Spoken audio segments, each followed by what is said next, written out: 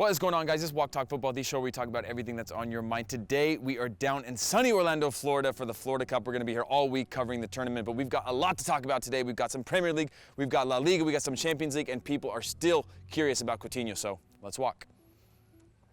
All right, first up from our friend at La Liga US office, Rebecca wants to know about the Shaq Moore performance at the Barcelona game. I didn't have a chance to watch the game because we were busy, but I watched some highlights. He had a big chance, could have made an incredible splash. Scoring against Barcelona, what a dream come true that would have been. But either way, playing against Barcelona is a dream come true in itself, and I think he did well. He handled himself, had a good chance, and from what I've been reading in the highlights, he had a good performance. So looking forward to that, because hopefully he gets a good run of games, and then all of a sudden he finds himself in the national team with another player for us to try to develop in the right ways, to balance out some of the MLS guys, some of the European guys, some of the guys from Latin America, which is what we need. Talk about Eric Lehigh Brace. He had an incredible game in the FA Cup. Took one off the chest, struck the volley so effortlessly into the top corner. I think he could probably never do that again in his lifetime. Believe me, I was a defender. I know what that's like. But incredible goal, world-class goal, like legitimately world-class goal, not exaggerating. Knocked Arsenal out of the FA Cup, which is tough to do, no matter what team they put on the field. Is Coutinho the heir to Messi's throne at Barcelona? And who set up better long-term, Barca or Real Madrid?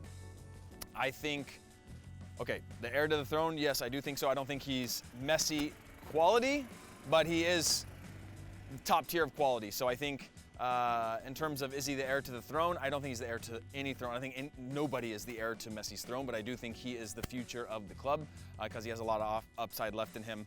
And Barca or Real Madrid set up better long term. I think you have Real Madrid, who is set up better long term because of some of the young player signings they made in the offseason. That's what everybody said back then. Obviously, people are not saying that now because they're in a tough stretch of form, but when you look beyond this season, into the seasons in the future, they have a lot of young players coming through that I think will be good. With La Masia not being as good, I think Barcelona are set up better short term, but long term, I'm going with Real Madrid. How do you think Coutinho will do? Will he be overshadowed by Messi and Suarez, or will he live up to the hype? He'll live up to the hype. I think it depends what that hype is. Again, people are always going to judge him against his price tag, which I think is unfair, but I do think he'll fit seamlessly into the lineup and he'll contribute a lot in the form of goals and assists, especially with players like that. He's going to get a lot more space on the ball because you don't have just one or two players that are dangerous. You have an entire squad that's dangerous, which I think are more dangerous than Liverpool. Even though Liverpool are in good form, they have a lot of good players, I think he was their guy that you would double up and chase and make sure you knew where he was on the field, whereas at Barcelona, you got to make sure you know where everybody is, especially in the attacking players. Arsenal loses, Coutinho transfers, Real draws in the span of 3 days. What's next? I don't know what's next. Crazy 3 days, but this is why I love this time of year. There's always so much going on, upsets, transfers, big wins, big games, things like that. It's a fun time of year, even though people say, January, it's so boring, there's not enough leagues playing right now, which is true, but that means the few that are playing make them even more exciting. It doesn't water down the product because you have too much soccer on. Let's see here. Bale should have stayed on. Zidane has a habit of subbing hot players and key players in the middle of matches for some reason. Yeah, it's a weird thing with Bale and at Real Madrid. If you're the coach, if you're Zidane, you know that you're managing egos. Are you willing to go and take off Ronaldo when he needs a break? I think Ronaldo is the only guy that can really sub himself off, because if you don't, you're going to piss him off. Even if his production is low, you have to keep him on the field, because Ronaldo's the kind of player that thinks he can contribute at any moment and just needs one chance to get his team back in the game. That's how he's become the player that he's become. So while I think Bale should have stayed on because he's in top form, you also want to protect him from himself because he's always injured. But yeah, you're right. I think Zidane needs to find a better balance of who to sub off and when. What do you think about ATL United transfer? Assad is gone. What players should they sign to replace him? The guys you listed, I don't think are the right answer. I think they should continue to go and find young South American players, those guys that they can contribute right away. They have the right attitude and they have a lot of upside, and they're just young and exciting to play. I mean, Atlanta was an exciting team to watch play. They were fast, they were dynamic, very good on the ball, very, very fast on the counter. So I think finding the right player is the right thing, but those guys on the list I don't necessarily agree with. You don't need big players right now, big names anyway. Will LAFC make the playoffs in the first season in MLS? 100%. I think they have the right coach, the right club, the right fans, just everything is going in the right direction, so I'm excited about that. They will. Quote me on that, they will. It's also not that hard to make the playoffs right now. I think 50% or more than 50% of the team make the playoffs. So Jesse Lingard scores again. Do you think this amazing form will get him to the World Cup over the likes of Theo Walcott and Alex Oxlade-Chamberlain? For sure. I think he'll play over them. I think he'll be on the plane over them. Walcott, while I think he's a good player. He hasn't really contributed all that much this year. And then Oxlade's trying to become a different type of player, more of a central midfield type. But either way, I think Jesse Lingard's better. And in the form he's in, you got to go with that type of form in the national team. Who's been the best during the transfer window besides Coutinho? Who's been the best buy? And who's the best January window buy ever? Ross Barkley, I think, has been the best one for me outside of Coutinho, just because he was cheap, he's got a lot of upside, and he contributed in a way. Like the next question is Ross Barkley a good signing? Yes, he is, because he can play the 10, he can play deeper. He's a goal-scoring midfielder, which I think Chelsea need. Hazard and Alonso are the only ones really contributing goals, and they have over 50% of the club's goals, so good signing for them. Makes a lot of sense. And then best ever, I would say Vidic to United when he came from Spartak was a huge one in the January transfer window. Luis Suarez from Ajax to Liverpool, also one that's really, really tough to beat.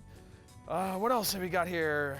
Thoughts on this whole confusing mess surrounding U.S. Soccer's recruitment of Jonathan Gonzalez? Yeah, look, it's all up to Jonathan Gonzalez. Whether the U.S. has reached out to him or not, this guy's ultimately got to make the decision on his own. He's got to play. He's got to become an adult and make the decision on what he feels more comfortable with, playing for the Mexican national team or the U.S. national team. We should support him either way. There's no wrong answer to that, but it would be a shame for us as American fans to know that a guy that's playing at the level that he's playing at Monterrey to not be playing for the U.S. national team. Is Orlando City actually better with Sasha in the middle of the field? I mean, he's made every team better that he's played for.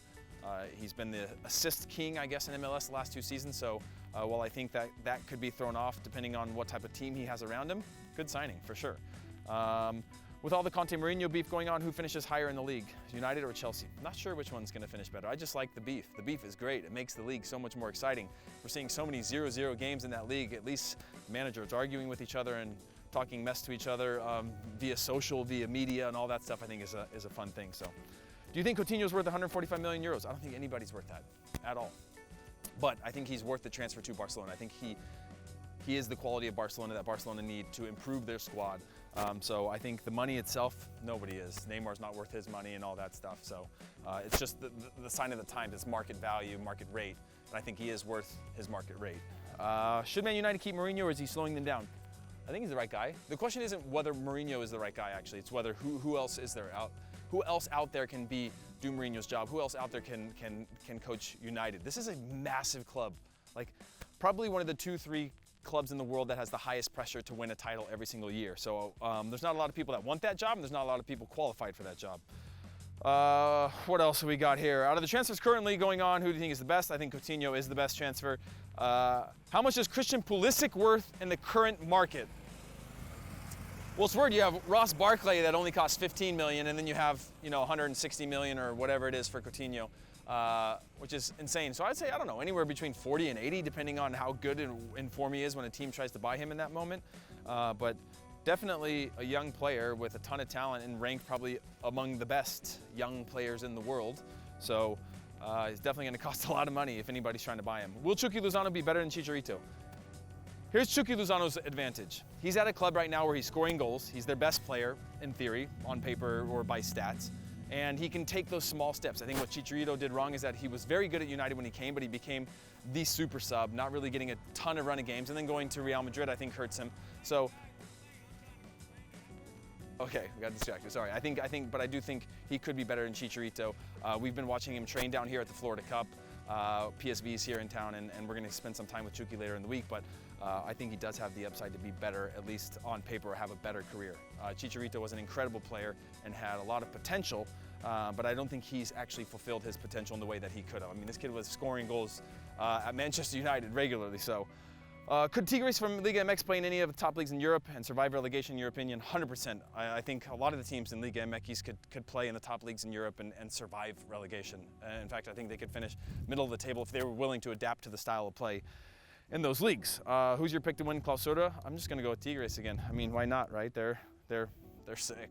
They're just really good. Oh, guys, guess what? It's time for my favorite part of the show, to address you haters, and guess what? There's plenty of you. These are the ones I never get to read. They always drop them on right before we go outside. Sometimes I read these questions so I have an idea what's coming on, but never the haters, so reading these for the first time. Update on Heath's rights. Look, we're down here in Orlando for the week. We plan to camp out in front of Orlando City's offices to find out what's going on with my rights. Are they going to trade? Are they going to make an offer for me that I can accept this year? Are they going to trade him off somewhere like that? I'm trying to get him to Portland, somewhere on the West Coast, that they can just live out their days in peace. My rights could live out on a West Coast club where I grew up, but you know, no update on that other than the fact that we're here and we're gonna make sure that we find out what's going on with those rights, guys. A little investigative journalism going on while we're down here. Orlando City, better lock those doors because we're coming for them. We're coming for you, or those rights. You have the same haircut as my mom. That's crazy. Your mom has great hair. Having an American speaking about football is as bad as Bob Bradley calling penalties PKs. This morning, I almost used PK in a sentence, but that's cool. You can not watch this show if you don't want to, but I would love to hear your opinions on football or soccer or whatever it is we want to call it. We can sit down sometime and chat. But until then, keep saying stuff in the haters comments because I don't mind that. This is so boring to watch. First of all, you took the time out of your day to go down into the comments and write, "This is so boring to watch," which means you have some sort of affinity with what you're watching. Either that, or in the middle of it, you went down to comment. Either way, I like that. I appreciate you commenting and letting us know how boring this is because I kind of enjoy it and other people seem to enjoy it. So we're gonna keep on making it. And if it's boring for you, you just click one of those buttons and then it'll take you somewhere else to watch something that you might find less boring. Wow, this is a long one. Hashtag WTF, worst WTF. Heath was not giving assertive answers like if you don't know what to say and you're not sure, and move on. Not every answer has to say, yeah, I see them doing good, but then again, not good. It gets annoying when most of the questions are answered like that. However, addressing the haters did bring it back. So me no click dislike button. Wow, there's so much to digest in that message. First you hated me and then you liked me, and then you hated me, and then you didn't click the dislike button, which I can respect. But yeah, you know, sometimes some of the questions are hard. There's only so much that I can know about these leagues and these teams and these games, so I work off what I can, and I try to pay attention to all the games and all the leagues around the world, but while I'm focusing on trying to do better with Bundesliga or something like that, then there's like a big game in South America and Brazil that I miss and those types of things. So I try to give you guys the most honest answers as possible, but sometimes I just can't do it all. But I'm not gonna take that criticism. No way, man. No way. Say that to my face. I'm just kidding. You're a nice guy. You didn't click the dislike button. So anyways, guys, that's all we have for today's show. Make sure you get down in the comments and let me know what you think about Shaq Moore's debut. Did you get a chance to watch it? Also, is Coutinho going to live up to the hype, or is he just gonna be another guy at Barcelona? Let me know. Get down in the comments, comment, like, subscribe, and we'll see you guys later.